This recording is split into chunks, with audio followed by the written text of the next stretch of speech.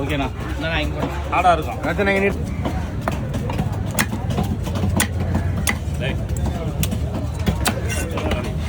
தலைலாம் waste இது. குறவை இதெல்லாம் வந்து வருஷத்தில் மட்டும்தான் வரும். அப்போ போகாது. வேறு பீஸ் தலை வேஸ்ட்டு ஒன்லி பாடி மட்டும் ஃப்ரை.